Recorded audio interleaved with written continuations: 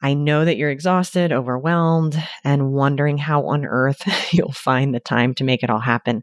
And trust me, I've been there and I know how frustrating that can be. But the truth is that it's not always about finding more time.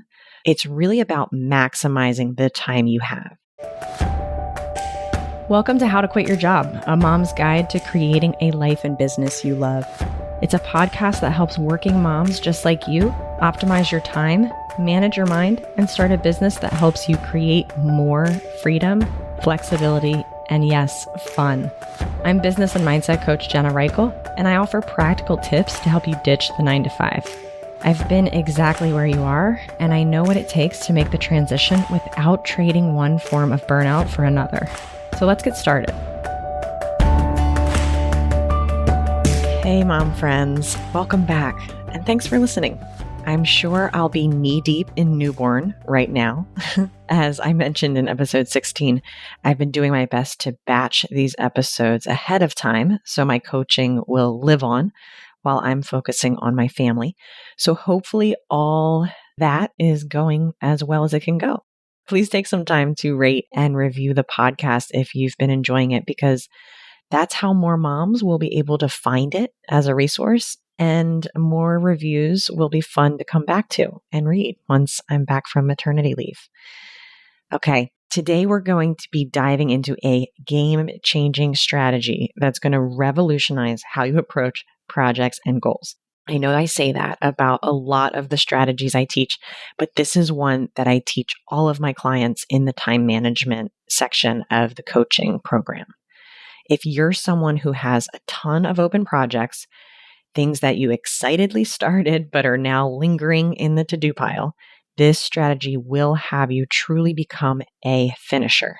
And I get it. You got a lot going on that is seemingly getting in the way of you making progress on various projects. You're probably juggling a demanding corporate job, family responsibilities, and trying to find time to spend on that budding business idea that we keep talking about. I know that you're exhausted, overwhelmed, and wondering how on earth you'll find the time to make it all happen. And trust me, I've been there and I know how frustrating that can be. But the truth is that it's not always about finding more time, though I give lots of strategies on creating time in episode 5. It's really about maximizing the time you have.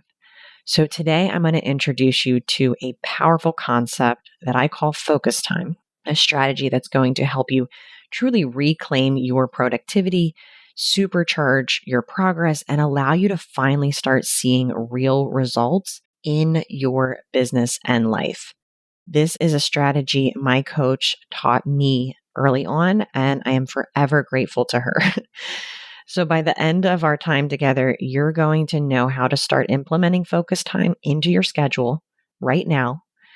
You're going to learn how to maximize the impact through a very simple shift in language, and how to overcome obstacles so you can stay consistent, because I know we're all trying to be more consistent and life keeps lifing us. So we'll talk about that as well. First, let's start with really understanding what focus time is and its power. Okay, let's start by thinking about your typical workday and how it looks right now. Your alarm goes off at 6 a.m. and you're immediately in mom mode. You're packing lunches, you're getting the kids ready for school or daycare. And if you're like me, you're, trying some new trick or game to get your toddler to brush his teeth. And you're maybe scarfing down a piece of toast as you rush out the door for drop off. Then it's straight to the office or back to the home office like me, where you're constantly switching between tasks, responding to emails, and attending back-to-back meetings. During your lunch break, if you even get one, or maybe you're like me and eat lunch at your desk, a terrible habit that has stayed with me from corporate. So during your lunch break, you're trying to squeeze in some work on your side business, or maybe just catching up on the morning's backlog. And after work, it's a whirlwind of picking up kids, making dinner, helping bigger kids with homework, or with the toddlers, trying to get them to eat a vegetable since they haven't eaten anything green in 2 weeks, and managing the bedtime routine. And by the time the house is quiet, I know you're exhausted, but you force yourself to stay up a little longer to work on your business, right? I'm sure this sounds familiar. And goodness, you're not alone if that's your day. Trust me. But I want you to imagine instead the hectic morning is the same with the kids. That's just life as a mom. But when you finally sit down at your desk, you close all unnecessary tabs on your computer. Yes, all 100 of them. You put your phone on Do Not Disturb. And for the next 2 hours, you're completely immersed in a single important task. No distractions, no interruptions, just you and your work. When you emerge from this focused state, you've actually finished the thing you wanted to get done, and you're amazed at how much you've accomplished. That, my friends, is the power of focus time. Focus time is the practice of scheduling regular, uninterrupted blocks of time dedicated to high priority, cognitively demanding tasks. It's about creating a space where you can bring your full mental capacity to work that truly moves the needle in your business. Focus time is more than just setting aside a block in your calendar. It's a deliberate practice that involves several key elements, all designed to create an environment conducive to deep, meaningful work. The first of those elements is a dedicated time block. At its core, focus time is about carving out a specific, non-negotiable block of time in your schedule. Ideally, it should be a 2-hour block, but even an hour can be effective if that's all you can manage initially. The key is consistency and regularity. So aim to schedule these blocks at the same time each day or week if possible. The second is you want a clear objective, and we will talk at length about this a little bit later. But before you begin your focus time, you need to have a clear, specific goal in mind about what you want to accomplish. No more vague intentions like work on my business, right? Instead, you're setting concrete objectives such as write the first draft of my next blog post. The third thing is a distraction-free environment, and this one is so crucial. Focus time means eliminating all potential interruptions, including phone notifications, closing unnecessary browser tabs, and really just finding a quiet space where you won't be disturbed. It might mean putting on noise-canceling headphones or even leaving your usual workspace for a change of scenery. The fourth thing is during your focus time, you commit to working on one task. No multitasking allowed. And I know that us moms are primed to be multitaskers, but in this 1 to 2 hour block, I want you to make sure that multitasking is put to the side. The singular focus allows you to dive deep into your work and make significant progress, something that honestly we're not used to. The fifth element is that focus time is reserved for high impact tasks that require your full cognitive abilities, all of your brain power. Okay. So this isn't time for checking emails, scrolling through social media, or any daily routine administrative work. You save those for the to-do lists I talked about in episode 12. Save those for other parts of the day. The sixth thing is preparation. So to make the most of your focus time, you should prepare in advance, more than 24 hours in advance, right? Gather all the materials you'll need. Make sure that you have your glass of water or your cup of tea ready. You've already taken a bathroom break, right? So that when you sit down for your focus time, you are ready to focus. The last thing I want to mention, and I'll talk about this a little bit more in the episode, is boundaries. So focus time requires setting and maintaining clear boundaries with others. This might mean communicating with your family or colleagues about your unavailability during the times that you are in focused mode. You might even need to put a do not disturb sign on your door.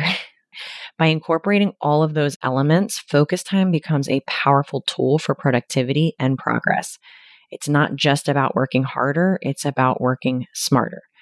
You're creating an environment that allows you to truly tap into your full potential and make significant strides towards your goals. Remember, the power of focus time lies in its ability to cut through the noise of our busy lives and create a space for deep, meaningful work. In a world of constant distractions and multitasking and interruptions, This kind of focused attention is becoming increasingly rare, and which makes it increasingly more valuable. By honing your skills in focus time, you're giving yourself a tremendous advantage, both in your current career and in building your business. Okay, now let's talk about implementing this awesome strategy into your wildly busy life. I recommend focus time blocks that are ideally 2 hours long because it typically takes about 15 to 20 minutes to get focused. So 2 hours gives you time to warm up, enter into a bit of a flow state, and then ride that wave of productivity for a significant period so you can really get shit done. But I know what you're thinking. Between the job, my kids, meetings, all my other responsibilities, how am I supposed to find 2 uninterrupted hours? And don't worry, I've got you covered. I want you to start by looking at your current schedule and identifying potential pockets of time. If you're a morning person, maybe it's early in the morning before the rest of the house wakes up. Or if you're a night owl, maybe it's in the evening after the kids are in bed. Perhaps you can negotiate with your partner to take the kids for a couple of hours on the weekend. The key is to be creative and flexible, okay? Maybe there's a 2-hour block on Friday that you can open up during your work day where there's little going on with clients that you can set aside time to work on your business.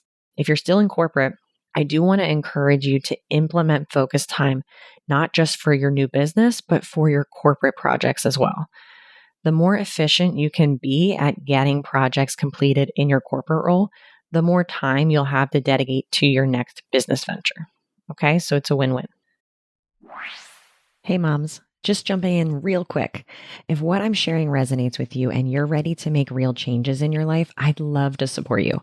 Through my one-on-one coaching program, I help moms just like you create the strategy and accountability needed to build a business and life you love.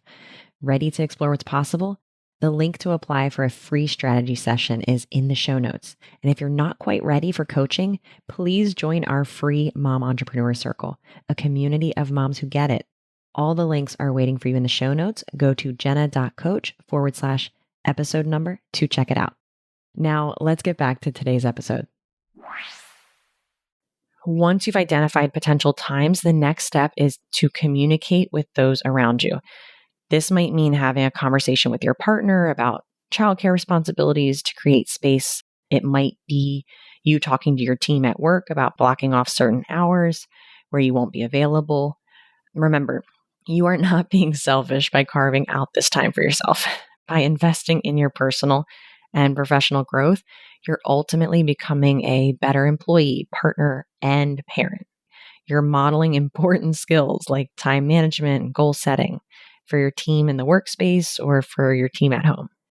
Now, one of the biggest challenges to implementing focus time, like we've talked about earlier, is distractions. So in our hyper-connected world, distractions are everywhere.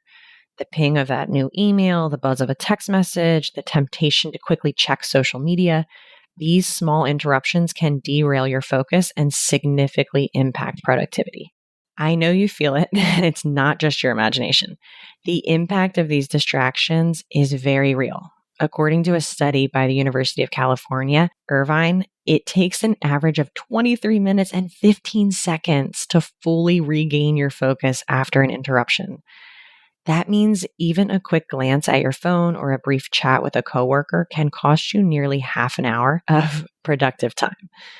Over the course of a day, these interruptions can add up to a staggering amount of lost productivity. So it's really important to create that distraction-free environment for your focus time. And do yourself a favor by maybe using noise-canceling headphones, turning off notifications, and like I said before, communicating very clearly with family members or colleagues that you're unavailable, unless it's a true emergency. And a true emergency, in my opinion, is if blood is involved, okay? True emergencies at work are rare, and don't let anyone tell you differently. This tends to become more obvious once you have kids, I'm sure, and you start to get calls from daycare or school with kid things that absolutely require your attention versus at work where it's basically just a client who's upset. Not as big of an emergency. Okay, now that we've talked about how to implement focus time in your schedule, let's talk about a crucial element that can make or break the effectiveness of these sessions: the language you use to define your tasks. The key to maximizing the impact of your focus time isn't just about choosing the right tasks, though that's part of it. It's about how you define the tasks on your calendar. Because, yes, I recommend putting these time blocks in your calendar and writing down what you want to accomplish. When you're planning your focus time, it's tempting to use vague language, open ended language like work on my website or develop my business plan. But here's the problem with that approach: it doesn't give your brain a clear target to aim for. It's like setting out on a road trip without a specific destination. You might cover a lot of ground, but you won't necessarily end up where you need to be. Instead, I want you to start using results-oriented language to define the focus time tasks. This means clearly stating the specific outcome you want to achieve by the end of your session. And let me give you a clear example to illustrate this. Instead of writing something like work on my website, you want to try to write something like write and publish the About Me page for my website. Rather than work on newsletter, try writing finish next week's newsletter on burnout and scheduled to be sent on Wednesday. Instead of brainstorm content ideas, you might write something like create an outline for my next 3 blog posts. Hopefully you see the difference here, right? The result-oriented versions give you a clear finish line. They tell you exactly what done looks like. And this does 2 crucial things. First, it gives your brain a specific target to work towards. This clarity helps you get started more quickly and stay focused throughout your session. There's no ambiguity about what you're trying to accomplish. Second, it provides a clear measure of success. So at the end of your focus time, you know definitively whether you've achieved your goal or not. And this sense of accomplishment and completion is incredibly satisfying and motivating, right? It encourages you to continue the habit. Now, you might be thinking, but what if I can't complete the entire task in one focus time session? And that's okay. The beauty of result-oriented language is that it can be applied to any size tasks. If you're working on a larger project, break it down into smaller, achievable results that you can accomplish in a single session. So, for example, if you're writing an ebook, your focus time task might be complete the outline for chapter 3 or write the first 1,000 words of chapter 4. Right? Your focus time block isn't going to be finish the ebook unless you're at the very end, of course. And the key is to define a clear, measurable result that you can realistically achieve in the time you have. This approach also helps combat perfectionism, which is another common focus time killer. When you define a clear endpoint for your task, it's easier to avoid the trap of endless tweaking and adjusting. Once you've accomplished the result you set out to accomplish, you give yourself permission to be done, at least for that session. Done is better than perfect. You can always come back and refine your work later. But first, you need to have something completed to work with, right? So as you plan your next focus time session, challenge yourself to use result-oriented language. Ask yourself, what exactly will I have completed by the end of this session? And you want to be specific, clear, and really watch how it transforms your productivity and progress. Okay, now that we've covered the what, why, and how of focus time, let's address some of the obstacles. Well, at least some of the obstacles that maybe we haven't mentioned yet. One of the biggest obstacles you might face is the feeling of guilt. As moms, we're often conditioned to put everyone else's needs before our own, right? I talk about this at length in episode 13, Breaking Free from the Cycle of Mom Guilt. So taking time for ourselves, especially to work on personal goals or a business venture, can trigger feelings of selfishness or neglect sometimes. And here's what I want you to remember. By investing in yourself and your dreams, you're not taking away from your family. You're setting a powerful example for your children about the importance of pursuing your passions and working towards your goals. You're showing them what it looks like to be a multifaceted woman who values her roles as both a mother and an individual with her own career aspirations. Another common obstacle is the all or nothing mindset. So you might think, if I can't dedicate 2 full hours of focus time, there's no point in trying. And this kind of thinking can really derail your efforts before you even begin.